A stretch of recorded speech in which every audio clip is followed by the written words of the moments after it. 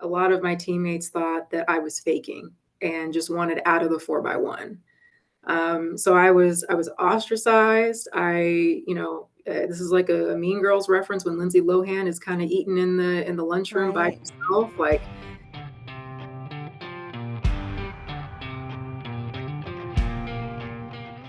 On today's show, former D1 and semi-pro international hurdler out of Elon University, Sydney Griffin, is up next.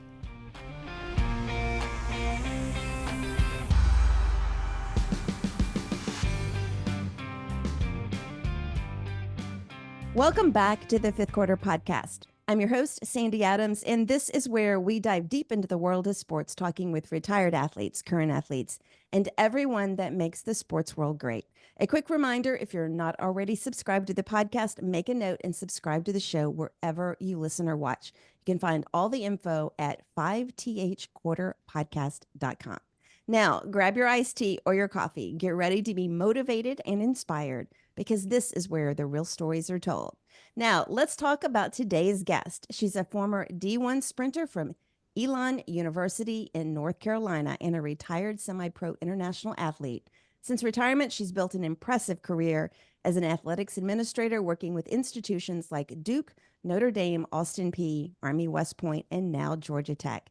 Today, we are going to dive deep into her journey as a sprinter at all levels and her life since retirement. I couldn't be more excited to welcome to the show Sydney Griffin. thank you so much, Sandy. You made me sound a lot cooler than what I actually am. So thank you for having me. I love that intro. Let's start off with how we met. And it was really, I just went on LinkedIn and I think I searched for retired athlete or student athlete or something like that. And a series of people came up and you came up. And I have to admit, I saw that you had worked at West Point and I was like, that is just so cool. And so I reached out to you with my little spill and you actually responded and we've set this up and I've been counting the weeks until we could do this recording. So just very Well, excited. I ghosted you for a little bit, and I That's feel so okay. That's bad okay. that Everybody does. you Everybody ghosts me. So if y'all get an email from me or a message, don't ghost me. You need to, respond to Sandy. that's right. Respond to Cindy. You could be famous one day. Let's start off with, who is Sydney Griffin today? Give me your one sentence of who you are. This is honestly the hardest question, Sandy. It I really is. had to It think about is. this one. I see myself 100% as a retired athlete, but I feel like I'm racing in just so many different facets of my life and competing against myself. So I know that's more than one sentence, but I That's think okay. every day is a race. Every day is a competition just to be your best self. And as long as you continuously just, be the best person that you can be, that's all you can do, right? That's exactly right. My days can get monotonous and then they Mhm. can get kind of crazy too. And there's one thing that through my journey, and I've started really telling myself this lately, is today does not define me. Today does Exactly. not define me. And it kind of gives me that opportunity to start focusing on what I can do today, what action I can take today to be better than I was yesterday. And that's kind of helped me a little bit. So Mhm. no, I totally get that. So let's talk about, where did you grow up? Let's just Mhm. dive right into that. In your early years, where did you grow up? In my early years and today, I grew up right down the street from Georgia Tech, Marietta, Georgia, East Cobb area. I went to Walton High School, so hopefully there's some former alumni there. But it's been great just to be back home. I just got this job, but yeah, born and raised Marietta, Georgia. I promise y'all, this is not going to be a crazy episode. We're actually recording this in the late afternoon. Yes, So, it okay. might be crazy. You're going to warn them it's not going to be crazy. It might be crazy because I can barely remember my own name right now and your name. We're here. We're vibing. That's right. That's right. Okay. So what age did you start? Okay. So your sport, if you, Yeah. you guys didn't pay attention in the beginning, is running, is sprinting, Yep. is Track and track and field. field Yep. sprinting. Mhm. And when did you start running? Yeah. So this is kind of a longer winded kind of answer to where how I got to track. So I was a 100-meter hurdler primarily, but also a sprinter as well. And so my dad was actually a hurdler. He ran at Howard University. Lucky me, had my own built-in coach as a father. And so he received an athletic scholarship at Howard. So he felt like, this is success. It's like when you Right. get your degree paid for, like, this is what this means. This is so amazing. And so he told me and my sister, and my sister actually ended up being a hammer thrower in Rhodes College in Memphis. So yeah, he was just like, I don't care what sport you guys do, but y'all need to pick something. And so Right. naturally for me, and I was about like 10 at the time, I was like, okay, what sport has like the cutest uniforms? That's all I was after, right? So okay, we go down the line, right? So we tried gymnastics, cute uniforms, right? Right. Okay. I was a little too tall. I'm about like 5'8", and I thought to myself, I was like, all the flips and everything, I was like, I could really hurt myself, so I don't want to do that anymore. Tennis, really, really cute outfits. Mhm. Okay. But the game was super long. I wasn't engaged. It was hot. Like, there's just all the elements are just there for a long time, and scrap that. Right. So my dad had kind of been like softly lobbying track of like, Sydney, like, you have the genetics. Like, I think you should maybe give it a try. That's really what he said to me. He said it Right. in a park, in a park down the street from our house. We're sitting on a bench, and he's like, I really think you should just try And track. how old were you when he, like, said this? I was 13. Okay. So yeah, still young, and track outfits were cute. So I Right. was I was good on that standpoint. And I think he just wore me down. I was like, "Oh, okay, Dad, like I'll try it." And he's like, okay, well, the catch is you have to try it for at least a year because it's just more of a developmental sport. You can't just jump in and just go Right. on natural talent. And so I started when I was 13, so relatively kind of late, comparatively to a lot of my fellow runners out there. Sure it was. Did you try so you tried a few other sports, but was track primarily everything that you did through high school? Yes, for the most part, yes. And honestly, it was enough for me. I mean, even Right. just being at a track meet all weekend, oh my gosh. And God bless my parents. They were there for all of it. And even my sister as well. And she played basketball. So, yeah, no, it was just track. Okay, so for those out there, because I don't necessarily understand the difference. What is the difference between a hurdler and a sprinter?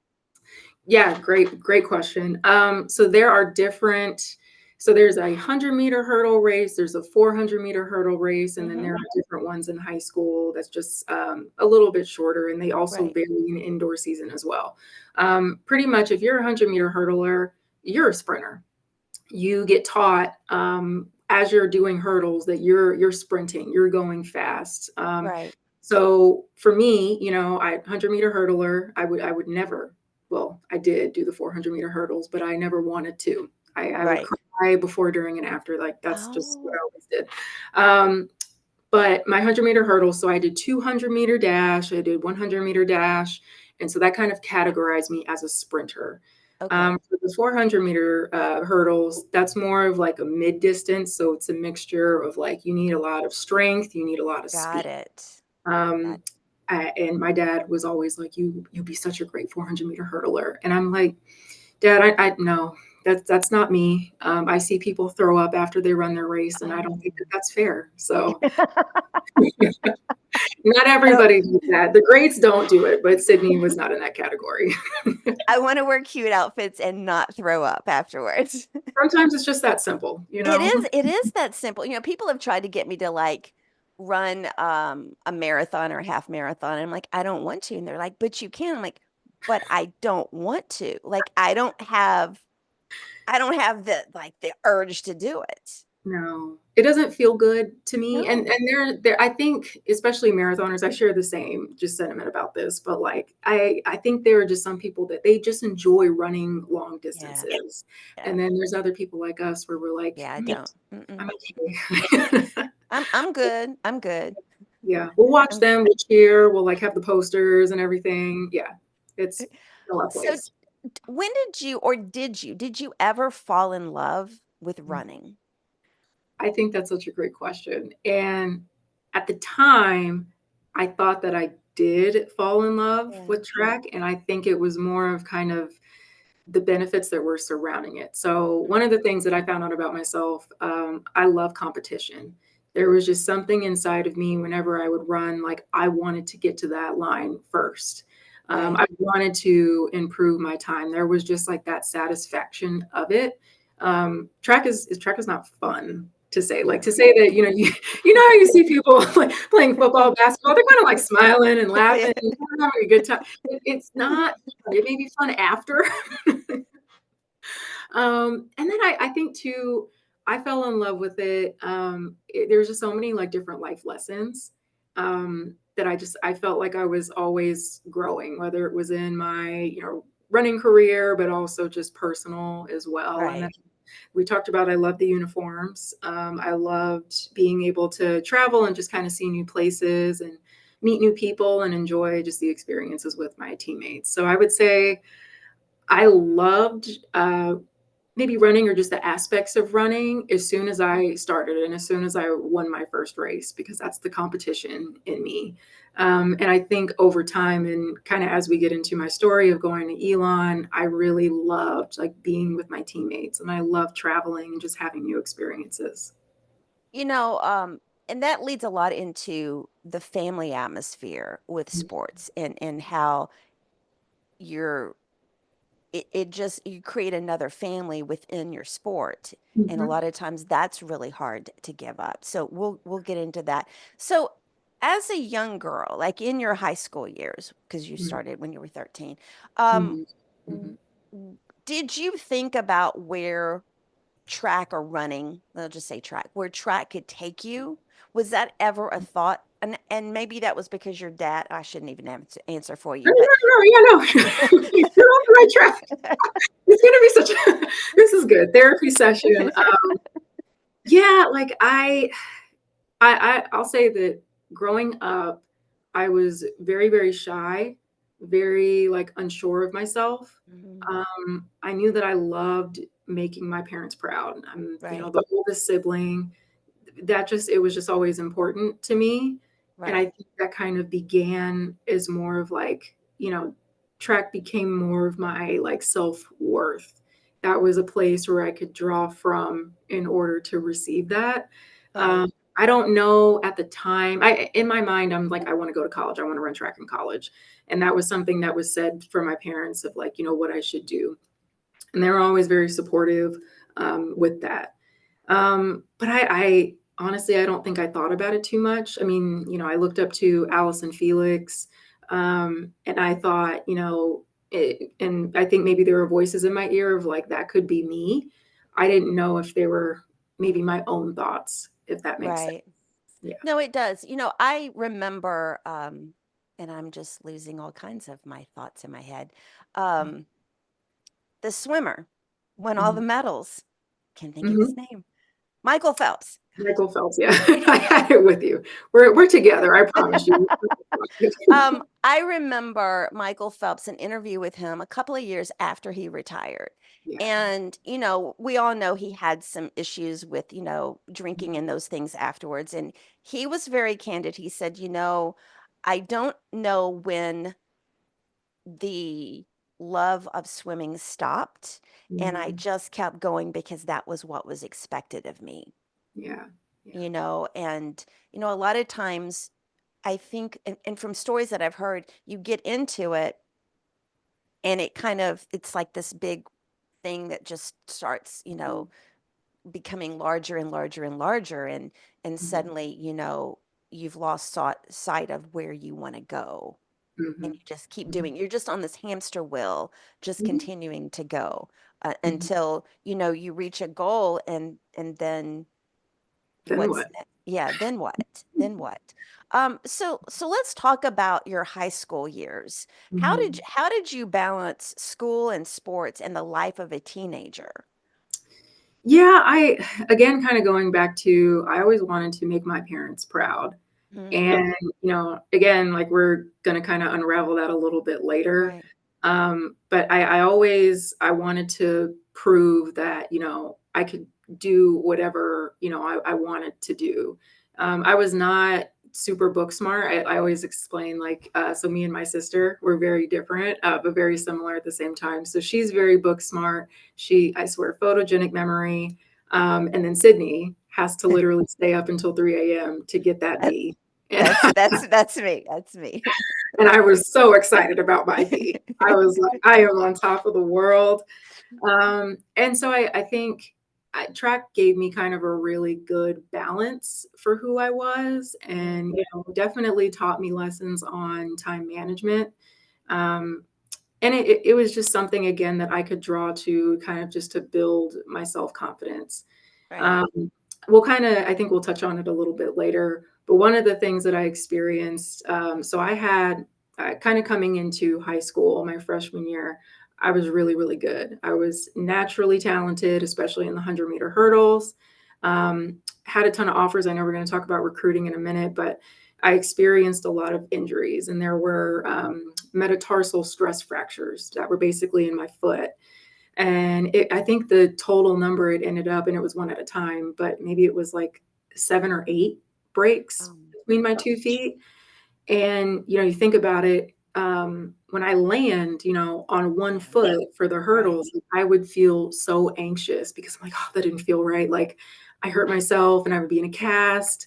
And I think that led to just a lot of different, just now I see them as more, positive experiences and experiences that I've learned from, but it also equated to just a lot of bullying that I experienced, kind of coming off of those injuries, which was really tough. So I felt like there were so many life lessons that I was seeing so early on in life, um, Sure. that it was really, really hard for me. And, to some degree, I'm kind of happy that it happened so early because then I was a little bit more mature when it came to college where I felt like it mattered a lot more. You talk about, as a 13-year-old, and if you look at a child's body anyway, Mhm. your bones are still developing, you're still growing. And so this enormous amount of pressure that your feet are experiencing, it Mhm. makes perfect sense that you would have all these issues. Mhm. Mhm. Yeah, Um, exactly. and the other thing is, you talked in the beginning about your dad had run track in college and he Mhm. was training you. So Mhm. the difference for you from another one of your teammates is that you actually lived in the house with a coach, Sure with did. somebody who knew that. And I've had um athletes on here, primarily women, who have talked about their father or their mother had been a coach either for them or indirectly. Yeah. And that's living with that is a little bit different than a normal athlete Mhm. would have in high school. Yeah, and I think, there's pros and there's Sure. cons of it. Sure. I felt that there were so many, especially young ladies, like, that did not have their fathers in their lives at all. Yes.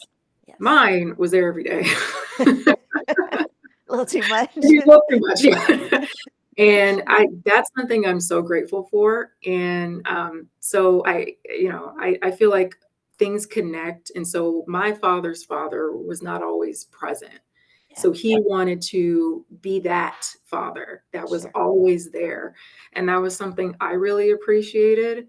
And then on the flip side of it, right, like, I could never necessarily lead the track, Right. and my mom can attest, like, there were screaming matches in the house, there were times that me and my dad were not talking, there were times that I quit, like, Right. there were just so many of those, but, I think, I had a really and still do, I had a really great relationship with my dad, like, we spent so many hours together, whether traveling to track meets at the track, talking about track. I really valued that, and throughout time, especially when I retired, I had to figure out, okay, what's our next connection that we're going to have? Right. What's the Right. other way that we can spend time together? So it just like you were saying, like there's pros and cons, Right. with everything. But I try to see the benefit, because I feel like on the flip side, it wouldn't be as great. Well, sure. And it's easy, as a teenager, you never want your parents around that much. I Yeah, mean, that's right. truthfully, That's truthfully. Um, right. But, looking back on it, you're right. There's so many young women out there who don't have a father in their life Mhm, or have a father that has no connection to them whatsoever. mhm, mhm, And so that is a benefit. I didn't really grow up with a father who was in my life. mhm, I had a stepfather when I was 16 who was more of a dad to me. But you're mm, right, it affects you no matter which way it goes. But, exactly. hindsight is it was really good that you guys had. Is he still alive? He is. He is. He's battling with some health issues, and again, like I think these conversations are just so helpful because again, it's like you're constantly like putting the pieces together of like, things as you look back that happen that make more sense. And now I can go back and I can ask him and kind of get more clarity. And I'm Right. grateful for that, and I'm grateful for the time that I do have with him and all of my family. So. Sure. Absolutely. So let's talk about you mentioned college recruiting. When did you start getting recruited for college? I started getting letters in freshman year. Oh my And it God. was yeah, no, I I thought I was somebody too. Let me tell you something. Like I was like, oh my gosh, I am getting like SEC schools and getting Okay, what year was like this? this was What year? freshman. This was No, no. freshman year. What year? Year. Like Oh what my number? gosh. 2009, I guess. Okay. And Yeah. the reason I ask is because I've also found it fascinating about the athletes that kind of straddled the no social media versus social media, Yeah. especially in the regards to being recruited. It's like one lady was like, we'd come home and there'd be piles of mail that were stuffed through our door because Mhm. that's Mhm. how she got recruited was by mail. Yep. I So, think I'm trying to I know for sure I got the letters. hmm And that was just always fun and just opening, the letters and kind of seeing like who reached out. And I think one that I just 100% remember is like Harvard. And again, like Sydney was not like this book smart girl, like, and I was like, Mom, Harvard, I you see love that? And she was like, okay, like it was that part was really, really fun. And then, like I said, dealing with a lot of injuries, kind of really Mhm. for most of my high school experience, that was hard because a lot of the, offers and a lot of those letters, stopped coming. Right. Um, and, I remember, especially in freshman year, it was a handwritten letter from Mark Elliston, who's at Elon still as the current head coach of track and field and cross country. He had written me a letter and I opened it and I was just like, "Ugh, what is an Elon?" And I like threw my I had to go look it up too. I'm going to be honest. I'd never heard of it. no, same, same. And I throughout that period of time, he never stopped talking to me.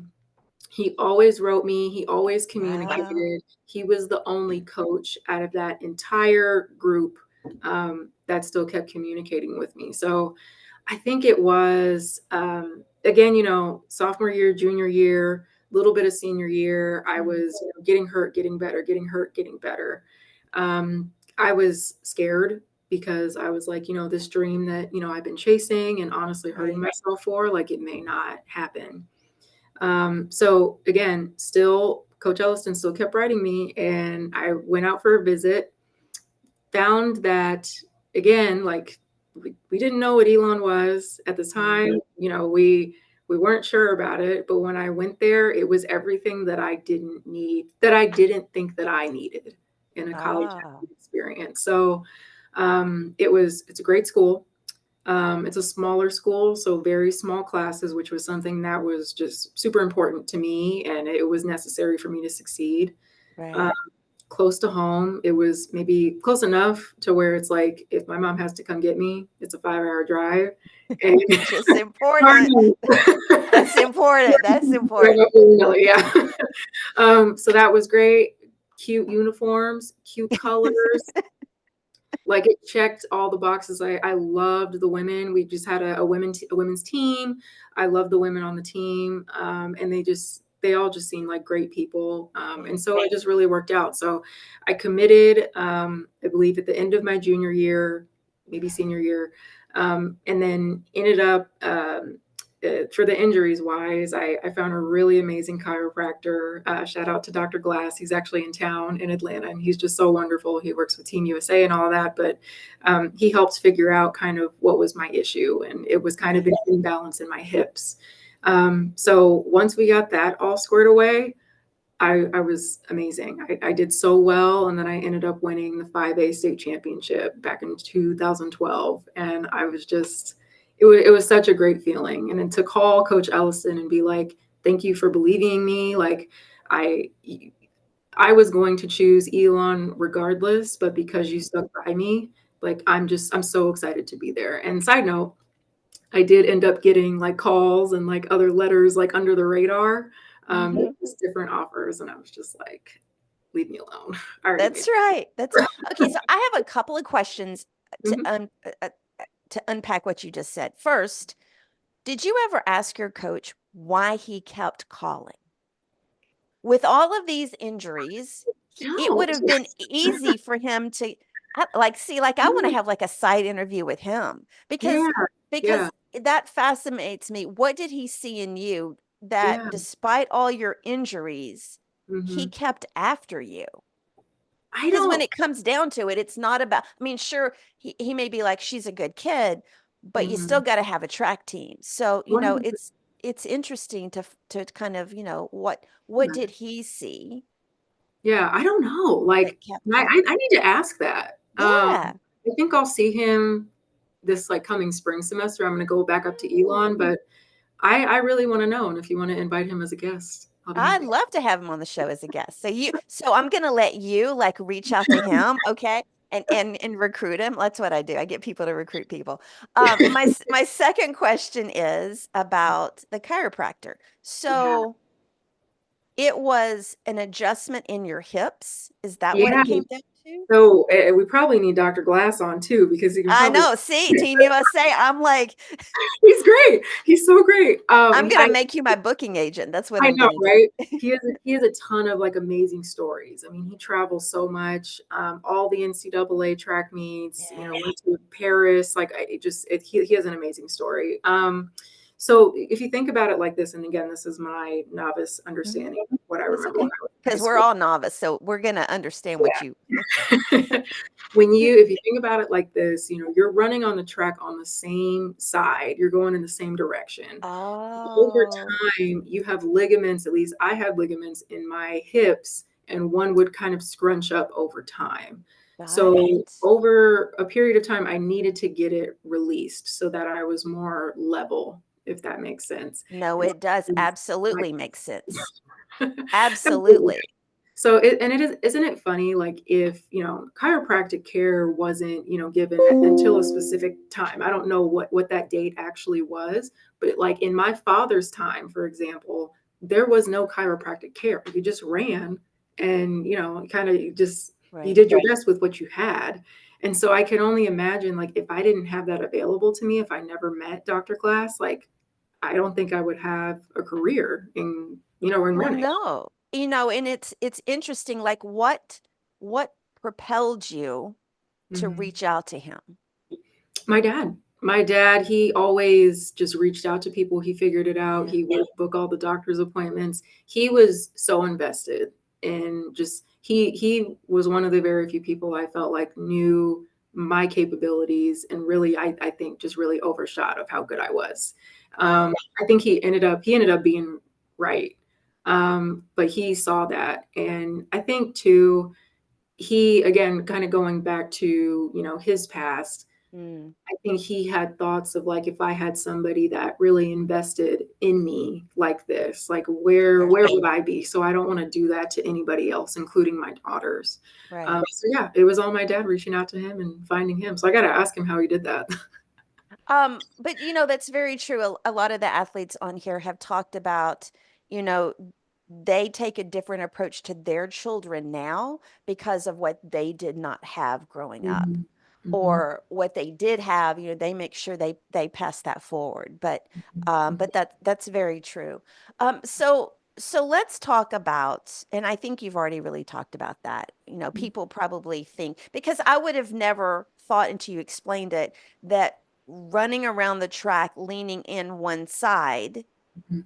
affects your muscles. But I Mhm. mean, it's the same thing as if you change up the way you walk, if Mhm. you try to limp, that's going to affect your Achilles Yes. tendons and all those things and everywhere else. So that makes perfect sense. But people may think that running track is pretty straightforward, Mhm. literally and figuratively. But Pun intended. um, what do you think was probably the top 3 hardest challenges for you in high school? And I think those maybe I gotta quit answering for people. I'm just gonna let you No, answer. no, no. This is good. One, you give me time to think, but then also two, I think, oh, that's a good point. I need to use that. You know, a couple of things. Kind of going back to your comment of like our bodies are Mhm. so they're I guess like they're precise to a T. So Yeah. like for example, if you have something in your teeth, like you feel it, you know? Mm. You're like, let me Mhm. get this out. What is this? Like you It can't stand it. And That's it's right. something that's so small. And I think that's something that certainly track and field, your equipment is your body. Right. So everything that you do, everything you eat, everything you drink, it directly correlates into, your performance and your Mm. time and your mark or whatever. And that can really get into someone's head. Um, for me, it started to become a little bit obsessive to where, I was thinking about, I can't eat that, like I can't have this dessert, Yeah. because it's going to make me super heavy like the next day, or I'm not going to run really well. And I love dessert. So that's not I do right. And I too. would I do say, too. so I think that part was really hard, and it was also hard to see teammates that had eating disorders, things like Mhm. that. And I have a natural kind of fast metabolism, so I feel like my obsession could have been a lot worse. But for me, again, it was like every single thing that I did, even if I felt like I walked, too far to class or something like that, like all of those things I would just internalize. And, sometimes if it was really directed to the fact that I did walk a long time, or if it was just in my head, it would just correlate to like that performance. I did want to talk about this. So I alluded to it in an earlier question, but I experienced a lot of bullying in high school Mhm. because of track. And, that's Which something is crazy.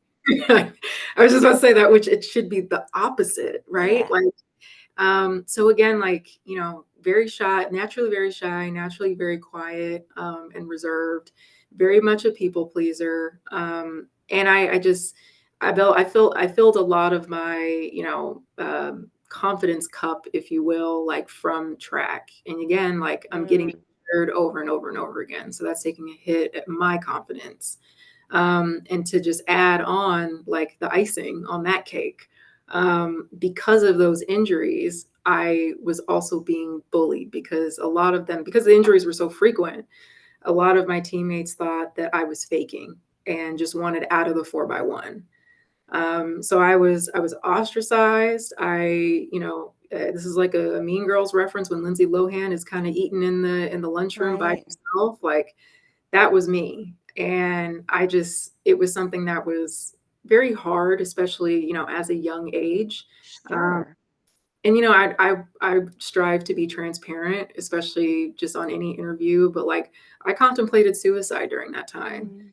And if it really wasn't for my family just being so supportive, and just talking me through it, like I don't think I would have made it.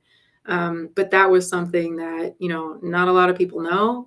And not a lot of people would think, because, I'm playing a sport, Right. I ended up getting bullied as a result of it. So By your teammates. by my teammates, yeah. So it was kind of a weird dynamic. It was I had a natural talent, Mhm. after a while with running.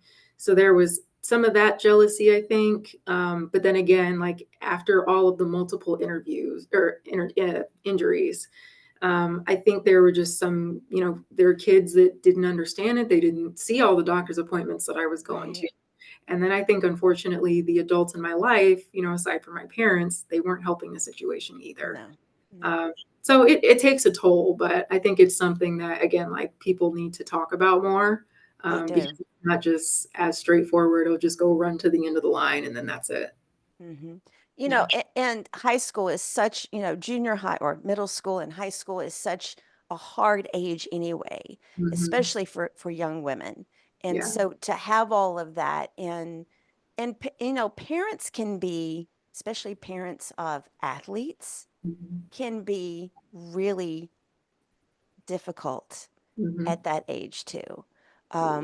I appreciate you bringing that up because, I think that it's more common than people really realize. Hmm. And I think especially for women, it's more common. Yeah. Yeah. And I will say too, I think social media was just starting to kind of Mm, pop off a yeah, little bit. I can't imagine what it would be like to mm, leave yeah, school being bullied and then come home and it just continues on. right. And I feel for these kids out there. And again, like I don't think enough people are talking about it. So yeah. No, thank you for bringing that up. Let's talk about your transition from high school to college. So you Mhm. decided to go to Elon, Mhm. small school. Love Mhm. the coach already. Don't know him. Love him. Okay. Um, and how many hours away? Because it's in North Carolina. Is it in Western North Carolina? Uh, it's so, gosh, I don't, my directions are terrible. It's near like Greensboro, like 30 Yeah, I know. minutes from Yeah, yeah, Greensboro. yeah, yeah. So it's around like maybe 5 hours, if I'm not Mm, mistaken, from Atlanta. right, right. Yeah. What was the transition? Because Georgia and North Carolina, there's not Mhm. that much of a difference. It's not like going to New York. No, no. So, Yeah, go ahead. so Sorry. what was that transition like for a 17, 18, 19-year-old girl to go from home to college and be an athlete as a freshman? It was, I think for me, it was great. You know, Mm, I I got away from that situation that I was just talking about in high yeah, school. right. I was on my own, and I think that was just a really good chance for me to kind of embrace where I was. I think one of the biggest changes that I felt was just the instant love from my teammates. Um, Mm, and it was something, and I had actually shared a story in one of our last track meets together. I was saying, like, hey, I wasn't used to anybody cheering me on, any of my teammates in high school. And then the first conference championship, we were in the SoCon then. I'm thinking, all right, we're about to do the same thing. You're just going to cheer for yourself, and that's going to be that. And then I look up and I'm in the championship race for the 60-meter hurdles, and right. I see all of my teammates just lined up on the fence, just cheering my name. Oh, Don't make me cry. In that moment, um, I knew it was different, and I knew that I'm running for more than just myself. This is not for mm, my instant gratification. Like I am competing for this team, and this is something right. that I'm passionate about. So I think that was kind of the major difference. I think of course, it was at a running was at kind of at a higher stake. We were running every weekend. It just kind Right. of felt more serious, more regimented, all of that. But I think overall, the transition was really good for me. I think I was ready. Well, sure. I mean, you go from this basically hostile environment to a place Mhm. where people like it embrace you and they love you and they lift you up. And Yeah. so, that's just like the best situation ever to do that. That was one thing if we go back and look at the Paris Olympics this past summer, and I think that was one thing for me that I really loved about the Olympics this year was seeing all of the people cheering for each other. Like Mhm. and the different sports cheering for each other. I thought that showed more than it has in the past, I agree. especially with the women. So, I think it, too. you Go know, ahead. let's talk about the physical demands on your body. So, you had been in high school, you've had those injuries, and then you kind of figure out what the issue is. And Mhm. then, I've had other track athletes on here who've talked about, especially for women, there's Mhm. so much more running in college than there is in high school Oh yeah. on Oh a yeah. weekly basis. So how did you handle the demands on your body physically with that increase? Yeah. So, it's interesting. I think I probably ran more in high school than in college. There was a point, and again, I think there, like I said, pros and cons with having your dad That's as right. well. That's right. That's right. That's right. There were days where I was doing two-a-days in high school for track practice, which, again, I can't even. I had 7 periods in high school, right? Went to one practice and then went to another practice like 30 minutes away, which was like my AAU team, and so that was hard, and I was throwing up all the So time. Yeah. how much so if you can put it in perspective of like distances or Mhm. something, like Yeah. how much. Um, it's so here's the thing, Sandy. It's not like I think it's different for long distance runners. Like they can Mm, tell you, oh, I was doing this right. many miles weekly. For us, it was more of I am running multiple 400s at a very high speed over and Okay. over again. Got you. So it's a Yes. different level, I think, or just I think just a different type of, It's more um, intense, yeah, quicker. it's more intense, I Yeah. think. Now, I think over time, I think for both of those disciplines, you can definitely overdo it. Mm. I think, you shouldn't have to throw up every single day. And I think there was a point in high school where I was throwing up every day, but it did make me feel good after when I was done. So I just Um, keep going after that. But yeah. but you also think about every time you jump a hurdle, that Hmm. foot's coming down and you're Yes. doing that twice a day. Yeah. It's a lot. It It's a is a lot. lot. It is a lot on a growing body. Okay, so back to college. I feel like I didn't answer your question. That's No, okay. you did We're good. answer this question. Okay. People are gonna be listening to this. Y'all are gonna be like, "Well, like, what is wrong with these 2 people, these 2 women?" We're getting through it though. This is good. We just had a crazy week, both of us, Yeah. and, we've just hit it off immediately. Okay, so let me focus here. What was so we've talked about obviously pushing your body to its limits, and you've talked Mhm. about, the constantly watching what you're eating and the physical demands on your body with all of the running and the intensity. What was the hardest part about maintaining that level of performance, both Mhm. physically and mentally? I just remember I would struggle with, I have to make sure that I'm healthy, that Mm. I don't overdo it and I listen to my body versus the, don't be a wimp, you know? But And that is a hard thing, like, it you've is. got that balance there. Exactly, and it's easy for other people to interpret, Mm, what side that you're on, but it takes a lot of self-assuredness and confidence and all of that to say, "Hey, like, I need to back off."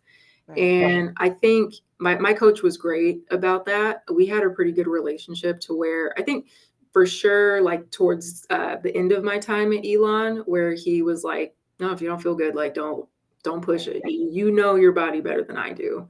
And so I think that part was kind of hard at first. And I think one of the things that especially now that I'm not running, but I try to give it my all every single day.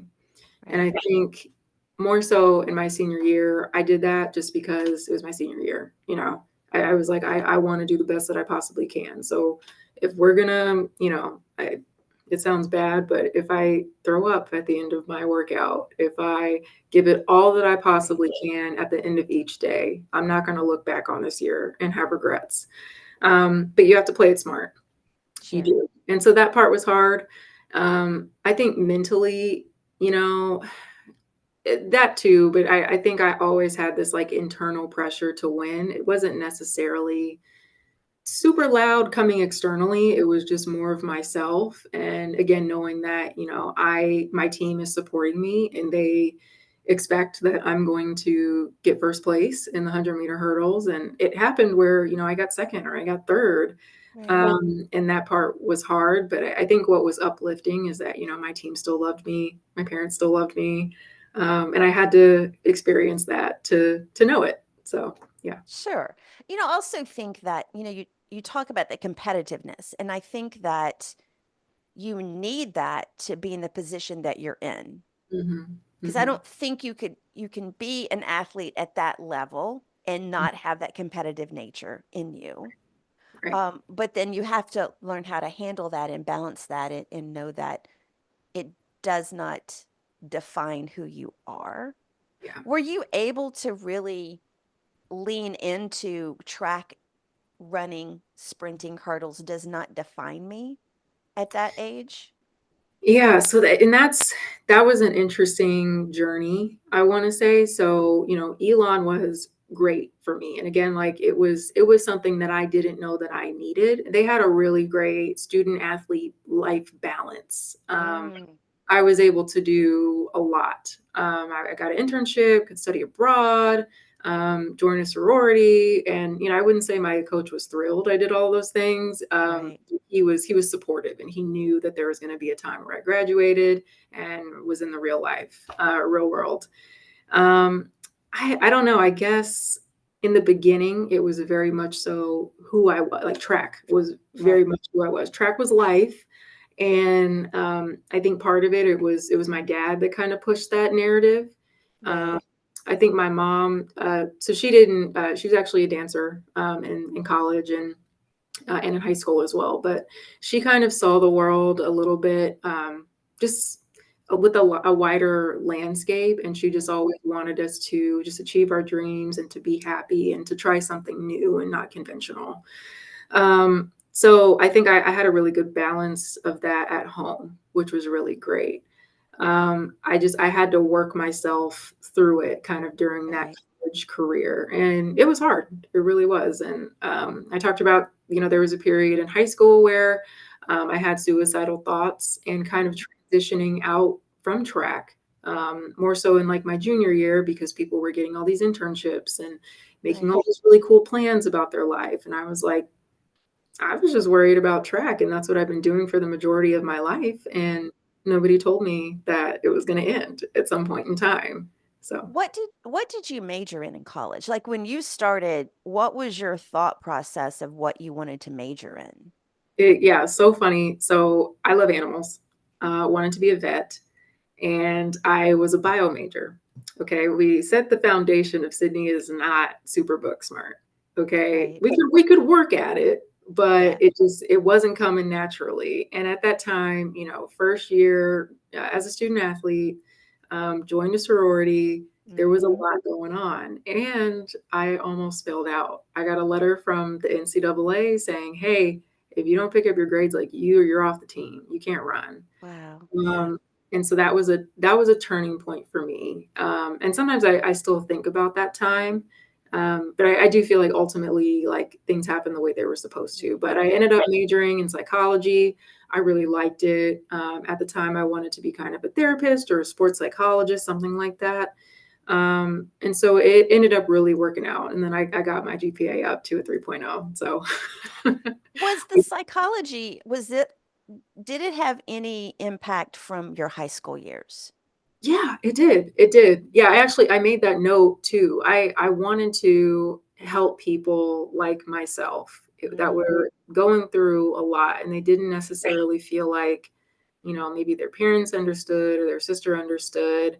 I wanted to be someone that could be a resource. And honestly, therapy has been a huge part of my life. right. I saw my first therapist at Elon, and she was just a wonderful resource. She was another Black woman, and honestly, like I don't know where I would be without her. So Right. yeah. Right. Mhm. Um, what so you get to your senior year and you see all these other people getting the internships, like you said, and you're like, well, I thought I've been working on track. Yeah. What did you decide? Like, how did you decide your next move? Yeah. Yeah. So it was tough. Again, like from that point, I started seeing the therapist at Elon, and she just started kind of helping me work through like, okay, So not until you were a senior. junior year, senior year. Junior. Okay. Okay. Yeah. Okay. And she was like, just try some stuff. Have you looked up some internships? And I'm like, I don't know what I want to do. And she's like, well, if you see something and it looks fun, just put your name in and see what Right. happens. So that's exactly what I did. I worked in the Greek life offices, Mm, and I saw like a bulletin and it was like, work at Duke Athletics this summer and, contact so and so. And I was like reading through it and I'm like, this looks fun. Working at yeah. the department. I know a little bit about athletics and Yeah. ended up getting the internship and ended up being kind of the key to just a lot of my career and success because I met just one of my most amazing mentors and bosses, Gerald Harrison. At Duke, he brought me to Austin Peay, where I was his chief of staff.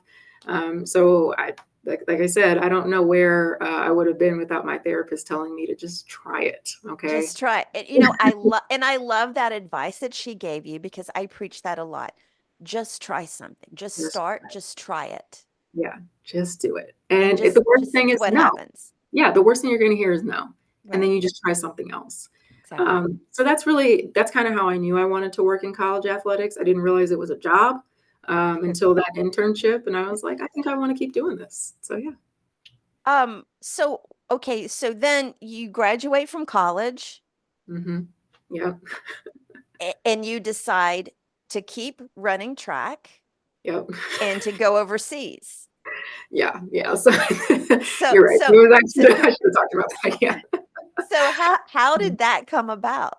Luck, a lot of luck. Mm. So a couple of things, remember that my commitment or maybe my passion for track came a lot from my dad and like Mhm. the relationship that we've built.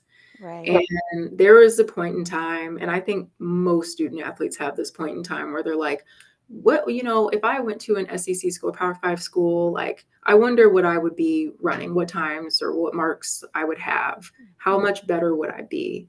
And I always had that thought kind of in the back of my head. But I knew, eligibility, you got 4 years and that's it. Right. So I had one of my sorority sisters, she played basketball in Ireland. And then she was like, Sydney, I think you can like run track too. Like I would just look into it. So just did a ton of research, found the University of East London, reached out, sent them my times, and I applied to grad school. I knew I had to go to grad school regardless with my Right. psychology degree. And again, like I wanted to see, if I had a different coach, if I had different facilities, if I, focused on just the 100-meter hurdles, I wasn't a sprinter, I wasn't doing all these other races, how much better would I be? So it was more, and I got to travel abroad. Like it was just a win-win-win situation.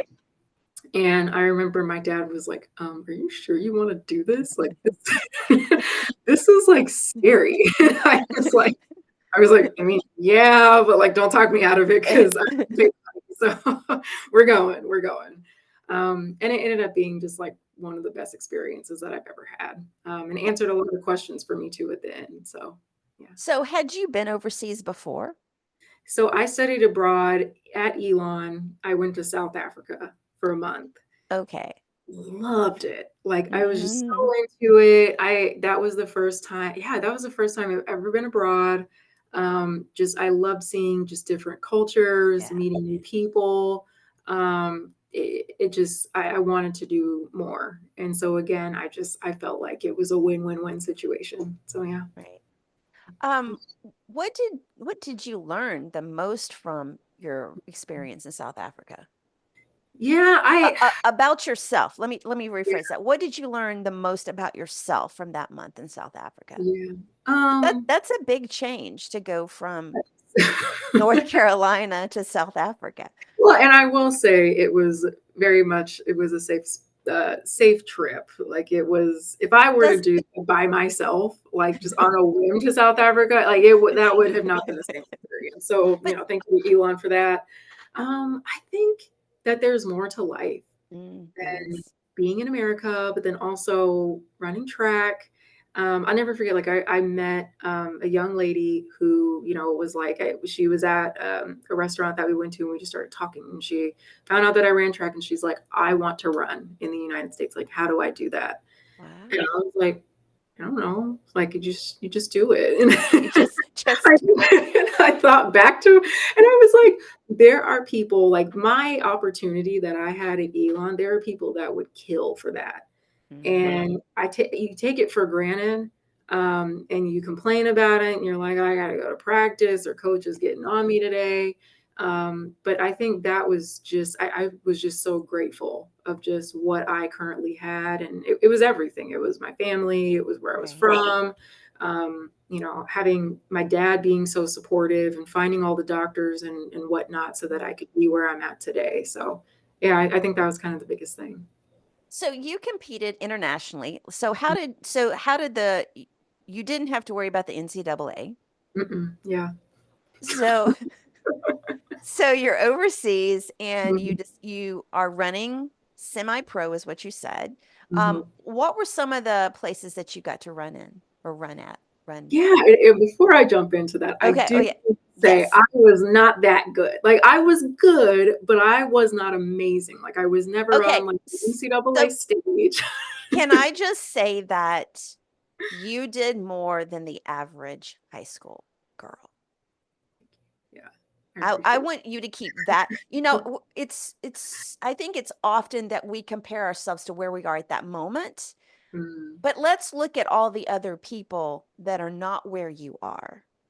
yeah, you're gonna have And a bright. let's give you props for that. Thank you. Cuz you were pretty good. I saw those records or all those races that you won. So you got to where you are. So don't Mhm. discredit that. Thank you. Um but overseas, like what were some of the places that you ran?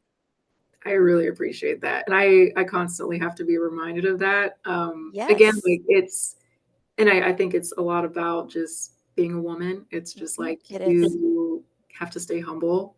Um, but I really I had a lot of luck, Sandy, and I had a lot of people that helped me through that. So but yeah, I really appreciate it. Thank you so much.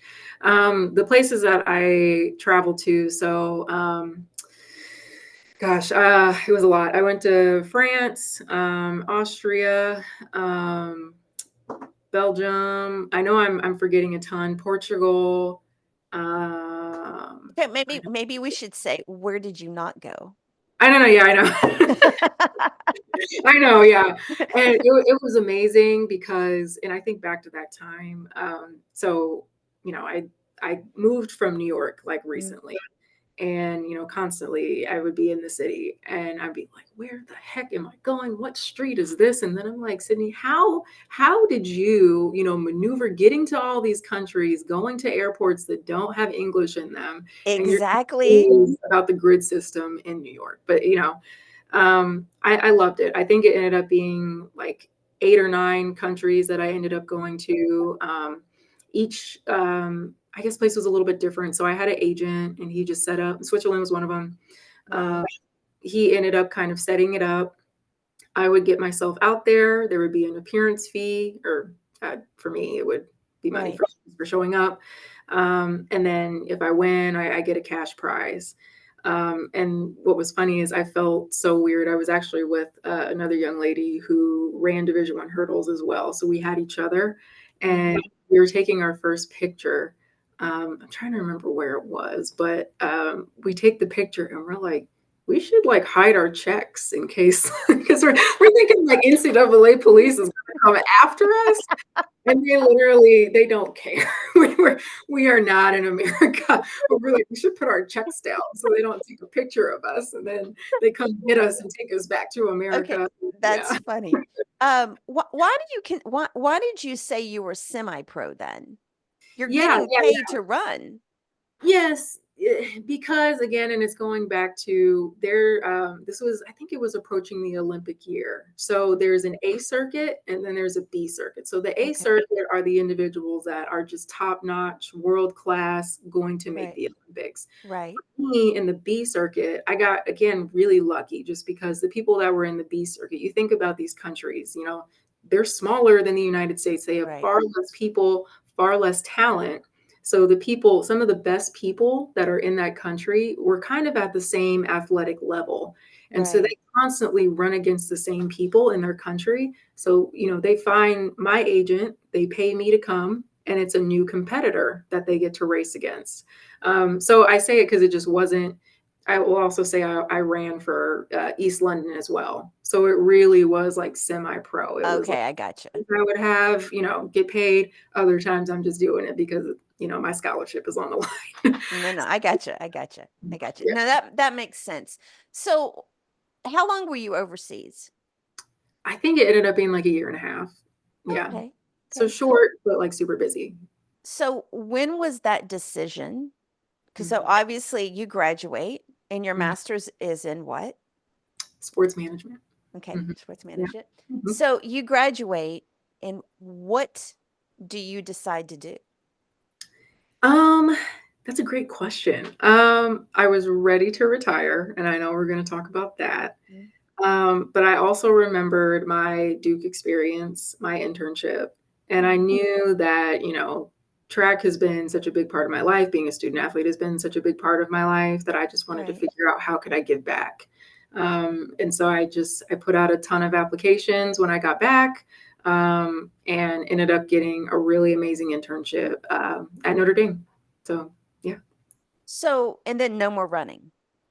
no more running. No, we were done. We were Was done. so was that an easy decision to make? Yes, it was, and I'll tell you why. Tell me why. Yeah, again, like, I wanted to know, if I changed up different, just aspects of my running career, coaching, facilities, if I could dedicate myself to 100-meter hurdles. And in my first indoor season, I cut my time down 0.3 of a second, which was huge. Like, Wow. that's a big deal. And in that moment, I knew if I really loved track, if I really wanted to make it, I could. I could Right. do it, but I didn't want to. Mm. I was living the semi-professional life, and Mhm. it's very lonely. You're traveling a lot, you're constantly on the road. Amazing experiences, but then I also knew, again, track is not that fun to me. Yeah. Right, right. And I knew that I felt kind of track trigger some of my anxiety that I do Mhm. have, that I did have to kind of unravel and figure that out later on. And it just Mhm. wasn't fun. It wasn't fun to have, like, these butterflies, and they really felt like birds in my stomach Right. sometimes before I'm about to run. And then when I would talk to other athletes, they're like, I love running. Like, I just get a thrill. And I'm like, how do you get a thrill? Like, I think I'm going to fall every time I hurdle. And that's what I knew. It was time. And I think my body was really tired. I was getting just kind of some weird injuries. I Yeah. had like sciatica in my lead leg. Like, it was just time. And I think Sure. with every athlete too, they need to know when it's time to Right. retire and hang up the spikes. Nobody can make that decision for them. So I was grateful that I could make that decision for myself. We had a basketball player on here, Todd Munt. He went to Memphis.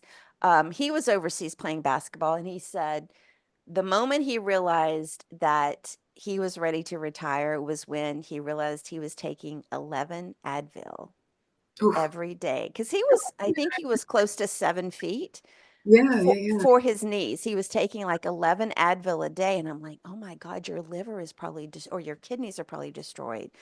Yeah. And he said he was like, I'm just not going to take these today. And he goes, I couldn't even get out of bed. And I was like, that's it. We're Yeah, and done. the thing about it, and I know, like, I'm sure you talked about it already, but, like, I didn't realize that, the body that I'm running track with right now has to Mhm. last me for the rest of my life. That's right. That's right. Exactly. You don't get a new one. Go get a new one, yeah, and nobody really explained that to me, and I think most, especially student I try to tell student athletes, I think we referred to this question, so I'm gonna go ahead and answer it. Like, I tell student athletes today, like, remember, this is the same body that has to last you for the rest of your life, and the decisions that you make today, the surgeries that you decide to have, just make sure it makes sense for Right. you. But yeah, I that's 11 is Especially crazy. especially for women. Mhm. And you think about, it goes back to those high school years, the middle school, high school years when your body is transforming so much, Yeah. and the stress that all of these sports, everything puts on your body. Yeah. And that conversation, I think, needs to be, that needs to be spoken. It needs to be had more often about Mhm. that. Um, so let's kind of, okay, so we're now in your fifth quarter, and Yes. you've kind of transitioned really easily, and you end up at Notre Dame. Mhm. What was like, what was the hardest thing about that transition from, like, how did you I don't even know. Like I've got my questions, but like I want to ask so much.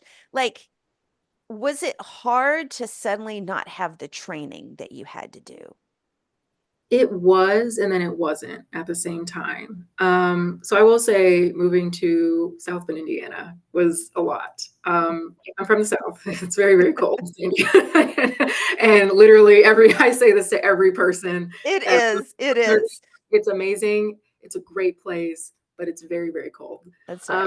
So I think that part was really hard for me. Mm, I think figuring out, what I loved, kind of like how I felt from track and from going to practice. That was being outside. I'm an outdoorsy person. I right. don't hike a lot, but I Right. love walks. Like I try to walk every day, in the office. I love feeling the sun on my skin. I think figuring out kind of like a workout routine. I will say when I quit, I said, or I guess I retire. I said, I'm not doing a thing. I am just gonna lay horizontal on this couch, TV. I am gonna relax.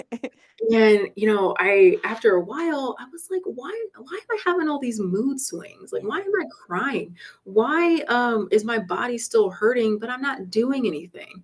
So I Right. actually go back to Dr. Glass, another shout out to him. And Mhm. I tell him all this. I get adjusted and everything. And he's like, Sydney, you can't just stop. Like That's right. you've been doing this for so long, the majority of your life. Your body's like, what's going on? So he's like, my advice, you need to figure out some type of workout routine. And I was like, you're right. So I kind of went into, I love to hit workouts. And actually Notre Dame had a really nice hit workout class that Mhm. they taught. I think it was every like Monday, Wednesday, Friday. Fridays we would box. And it was for the athletics department. So it was kind of like a social thing. It was free.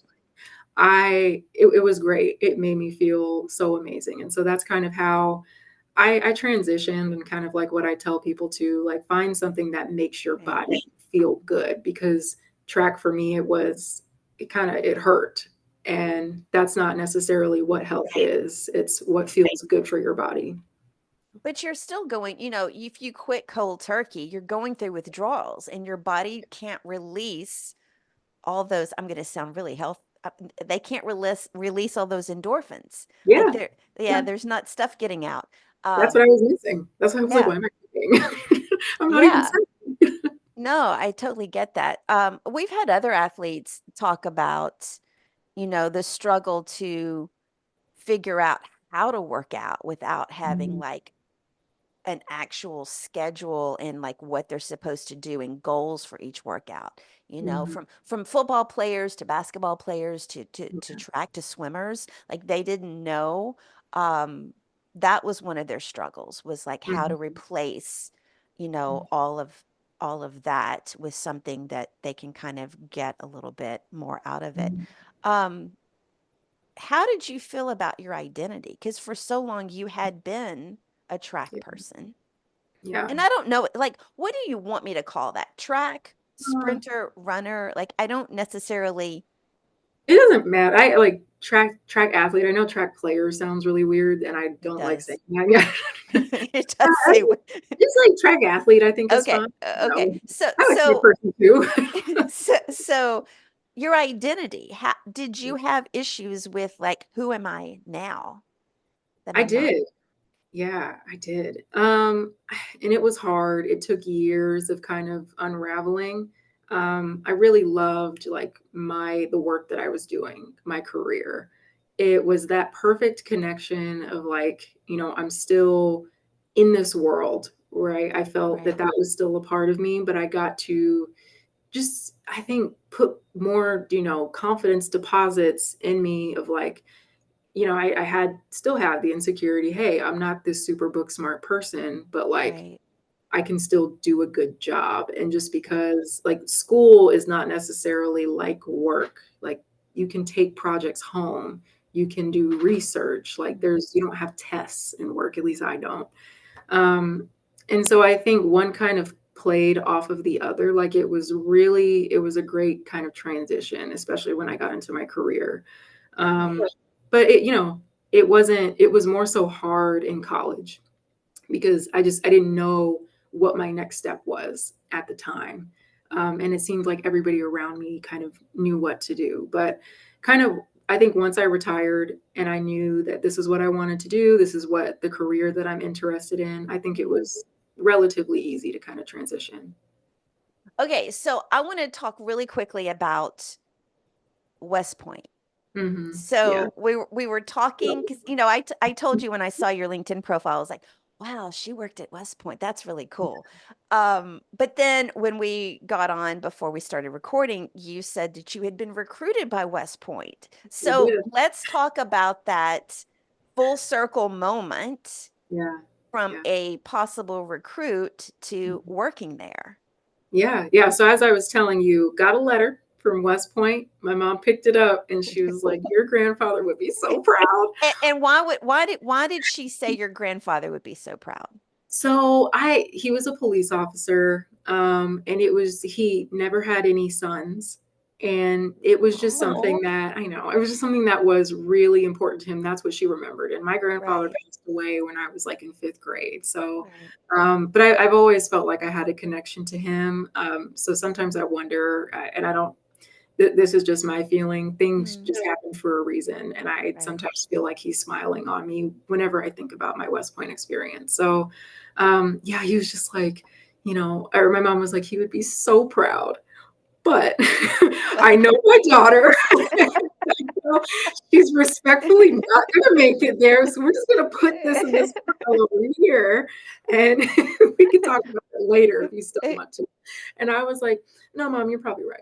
You're probably Yeah, right. yeah. So I told you I never thought that I would ever find my way back to West Point Mm, at all. Just ended up meeting somebody that I had met at Notre Dame. He became the deputy AD over at Army. Asked if I wanted to kind of be his chief of staff, for lack of better right. words, and it was an all around yes. Like there were no hesitations. It was just one of the coolest experiences that I've ever been in. I told you it really embraced just who I was. Right. The diversity surprised me. They were very just innovative and creative, and then I just had some really really good leadership. Shout out to Mike Buddy and Tom Theodorakis. And so I feel really honored just being there and being able to serve those that serve us. Sure.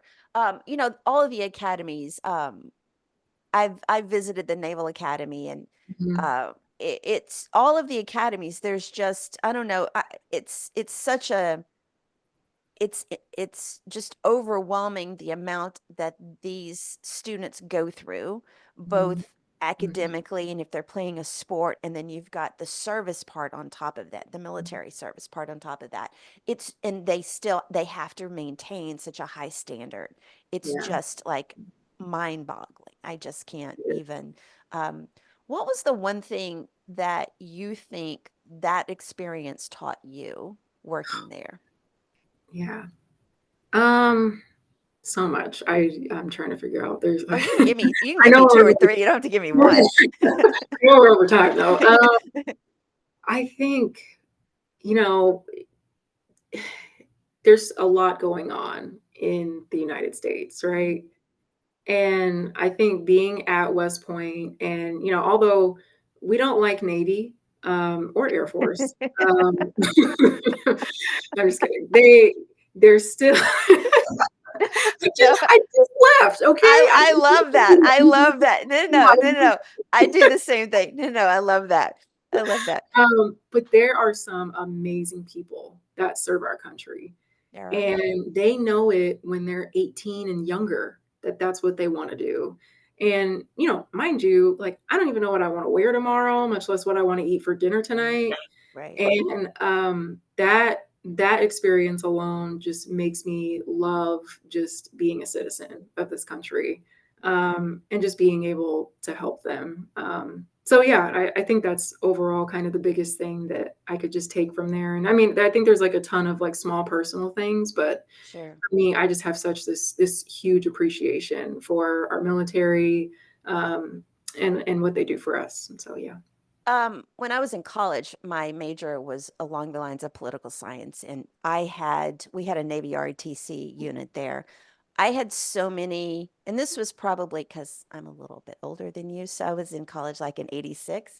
Um, the bombings of in Beirut had just happened with the Marine barracks like 5 or 6 years earlier than that. So I had a lot of Marines and Navy guys coming back that had been enlisted to come Mhm. back and get their degree and then go to officer school.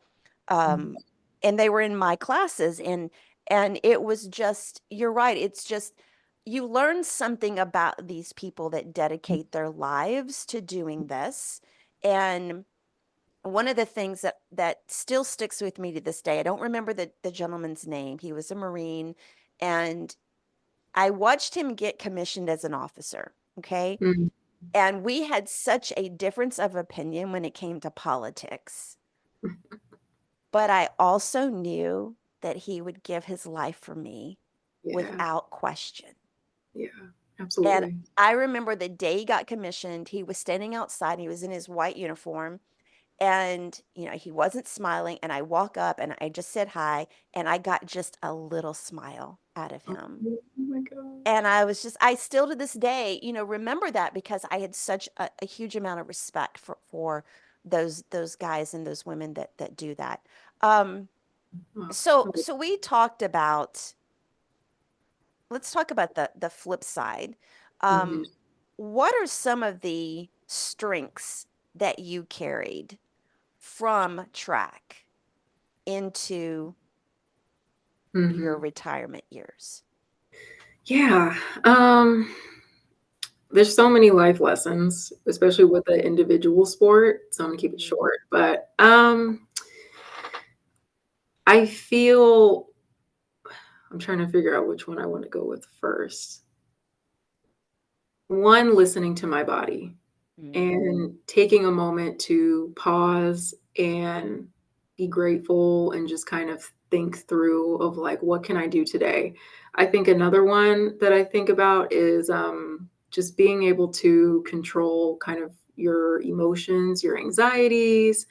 When you're in high pressure situations, like especially as a student athlete, you have to find a way to just maintain and just be calm and just and be who you are and knowing that that's how you're going to get the outcome that you're looking for.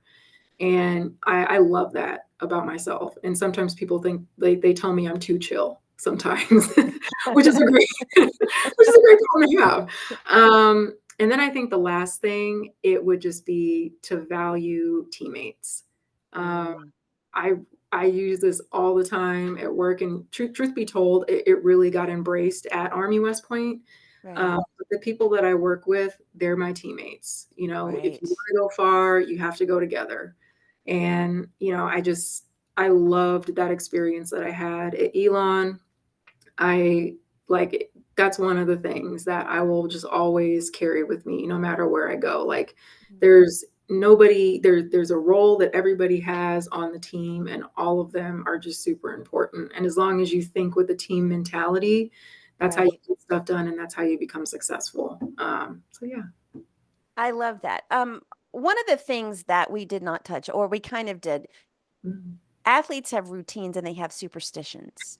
So I was hoping the, you were gonna ask that question. I was ready. you made me lose my train of thought on a lot of things. Like I was trying to follow my little script here. Um, so how difficult was it to unravel those? Or Mhm. or or did you when you transitioned? Yeah, they were dumb, and honestly, I still do some of them. So, the It's biggest okay. one It's was, okay. like and I'm better at this one, but, I would always have my hair in a ponytail, okay? We weren't doing a bun, we weren't doing a messy bun. There are some people that run with their hair out, can't do it. I don't understand that either. I It gets can't. stuck to the back of your neck, and then it's not cute. So yeah, always had to wear a ponytail whenever I ran, or else I would Okay. have the worst race of my life. I always buy my shoes too small. So I What? I know. Is that even good? Hear me out, hear me out. I have when you would run, I would never put socks on in my spikes. It's gross, I know. And then there are some shoes that I don't. For And those that are just listening, my mouth is wide open. I'm so Okay. sorry, That's everybody. okay. That's okay. So yeah, spikes, no socks, and they're really small because I felt like if I had extra room in my shoes, it's just Oh, you like would slip. kinda, yeah, I'm slipping. It's just I'm not sturdy. And I always buy shoes that are probably way too small for my feet. And they Like even dress shoes? Yeah, I do. Yeah. Now I've Well, gotten a little better. Like the open toed, you can't be ridiculous because you don't want your heel to like go over, no, you don't. or your toes. So I'm better with that. But yeah, sneakers. I bought Um, myself some Adidas sneakers the other day, too small. So did you not get blisters on your feet? oh, I did. I did. Yeah, I would lose toenails all the time. Oh. Oh, We're not there now. All right. okay. We Okay. keep our toenails. We're Okay. fine. How Um, did okay, so I've already probably already lost the guys that are listening. They're probably like, I can't even deal with this anymore. But the women, you guys can stay for this. So, and now I forgot my train of like I forgot what I was gonna ask. Oh, toenail. I know what it was. Okay, so what I find humorous is that Mhm, cute clothes, bad mhm. feet. Yeah, yeah. I will say that I gotta I come to Georgia and we gotta go do lunch. Like I well, I just know, I got my nails done or my toes done, like, this past weekend, and everything's fine, Sandy, everything is fine.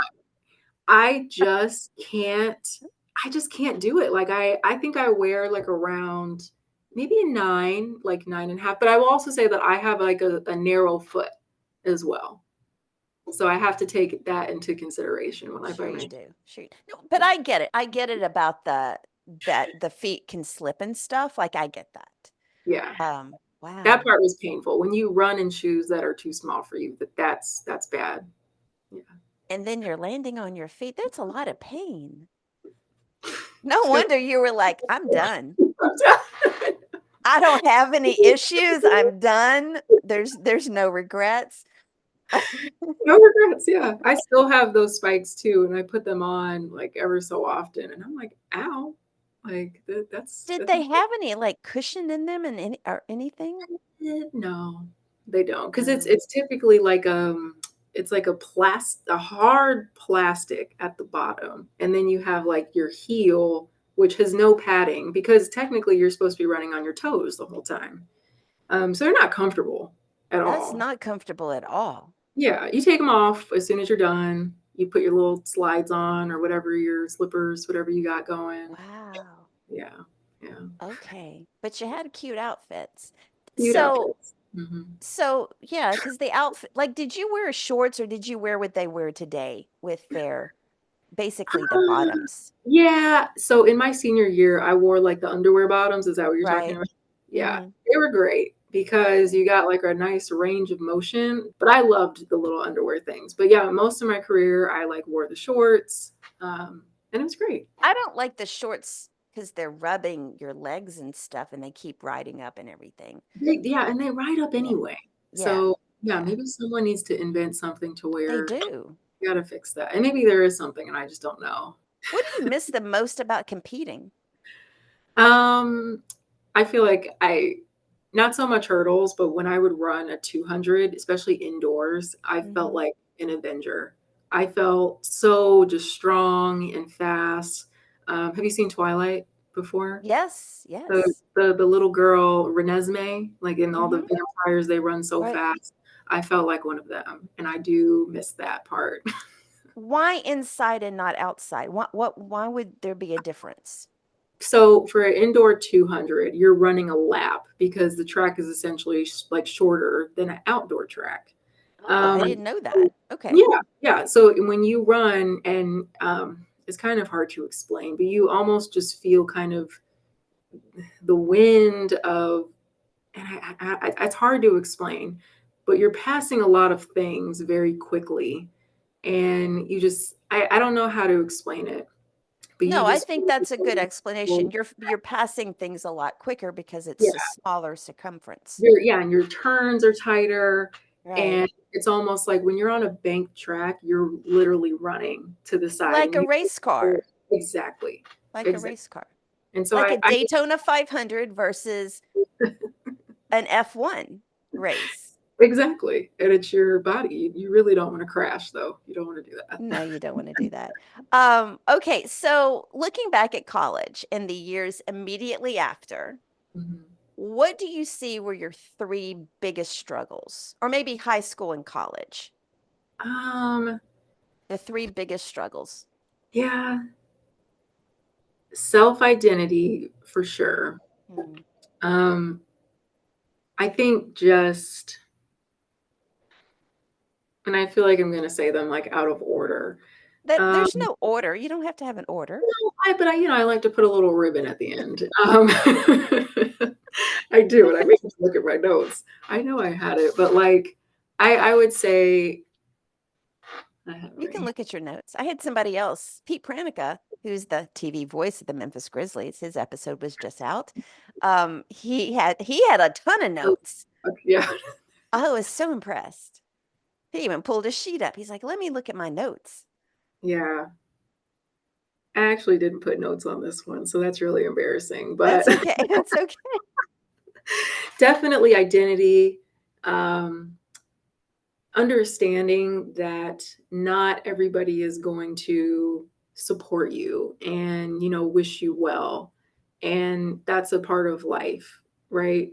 And then just it's more it is self identity, but it's also like self confidence as well Yeah, that I struggled in and out with. And it's hard. We talked about being a woman, and mhm, you have all of these like unrealistic expectations of like what you should look like and how you should be, and then right, what you should be doing, and the relationship that you should be in at this certain point in life. right, um, I think all of that it's a lot to unpack, mhm, especially when a lot of your time is taken up doing a sport that whether right. you love or you don't love. But it takes a lot of time to figure all of that out. So yeah. And you don't always have that time to devote to that, to figuring it Yeah. out. So Mhm. if you could let me rephrase this. What Mhm. could you have had then to help you overcome, let's say, at least one of those struggles and still maintain the track? Yeah. The only thing I guess, and this is a nice ribbon, I think, that I can think of is that my career is to kind of help represent a voice of a huge population of student athletes, which, Black women. And I feel like that may have been one of the things that I was missing. I felt like I wish I had somebody that understood of just like being a student athlete, like was literally in my shoes to where they Right, could kind of help mentor me. And I think I did. I had like small examples kind of all throughout my career. I just think that there's never going to be enough, you know, right, of right. those advocates that are out there and going to be there for every single person. And I think about my time at West Point. I oversaw the cross country track and field team, and their roster is 150 people. Oh That's my God. a lot. And there was a time where I was the only sport administrator, and Wow. to know what's going on and how everybody is doing for all 150 student athletes, regardless of how many coaches that you have, you know, I hope that, for college athletics, and I know, resources are always going Right. to be difficult to have. Like, I wish that there were more eyes out there Sure. to ensure that, Sure. the student athletes are doing okay. Otherwise, like I said, I think everything just kind of happened for a reason. I think I grew up and I was excited now that I look back that I was able to grow up at such a young age. Mhm. Um, but yeah, I think that would be kind of the only thing that I feel like would have really made a Right. difference. But yeah, yeah. I think you've already basically said what your biggest value is to others today, and I think that's your Mm, perspective yeah, as both a woman and a Black woman, yeah. and an athlete. I think that that really is pivotal and very helpful to so many young women out there. What would you go back and tell a 9-year-old Sydney? I don't want to cry. Um, Oh, you're gonna make me cry then. Again, like I was a shy kid, introverted, awkward, all of those things. And I wish I could have told myself, and I wouldn't believed it at the time, but you're going to achieve so much more than what you could ever imagine. And the hard parts in life, they're going to there's always going to be hard points, but you're going to get through this. It's all going to be worth it, and um, it'll all work out. So, yeah. Here is my perspective on that for you. Hmm. Whenever you've had a hard day, whenever you lose perspective or whatever, I Hmm. want you to look back at what you have overcome, Hmm. because I think so often, and I'm just as guilty of it, we Hmm. forget in the moment what we've gone through Hmm. and Yeah. what made us who we are today. Hmm. And from me looking at you, good, bad, and ugly, everything, toes Yeah. included, okay? um, you've accomplished so much. You've gone through so much, and it's made you the perfect person to help everybody that you come in contact with. Yeah. And so yes, I think that a 9-year-old Sydney would be so proud of you. Thank you, Sandy. I'm not going to say anything else because I already talked about my toes, and now you're going to get me to cry. But Ah, I appreciate that, and I just I do get amazed at myself sometimes, and I don't and that's why I wanted to kind of just tell this story mhm. because it just everybody looks at me or looks at my route and they're like, "Oh, she's so lucky, like everything just fell into place." And that's not the case. And that's what I try to, tell my sister. I try to tell Right, student athletes here, like nobody's life is perfect. There's always going to be ups and downs. Like life is not sure, linear. But like you were saying, you and kind of how we started too, it's like right. every day that you have and it's past, it's in the past. That's So right. you have a chance to Right. make today and tomorrow better than it was yesterday. So, yeah. And if we can all just, I think if we can just think about that every day, just try to Hmm. take action and be better than you were before. Learn something that you didn't know yesterday. Yeah. Do something you couldn't do yesterday, and Yeah. just focus on that.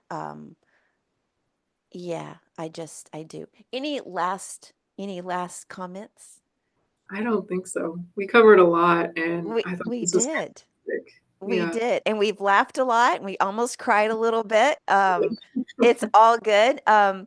Where can everybody catch up with you on social media? You can catch me on LinkedIn, just Sydney Griffin. Look me up. I have to remind myself of my Twitter, but I will put it in.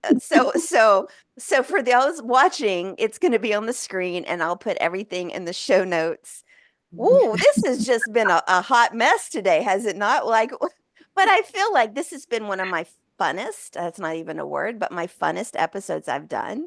oh my Uh, God, this so was my I favorite interview I by love that. far. I love that.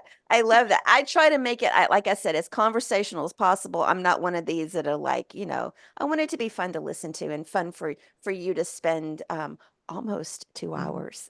I know. I'm so sorry. And I thought about that when I looked at the clock. I was like, "Oh my No, gosh!" no. I'm gonna go down. It's But like, I'm gonna be honest. We've oh, lost everybody by now anyway. I'm just gonna be honest. I don't feel like it's been 2 hours.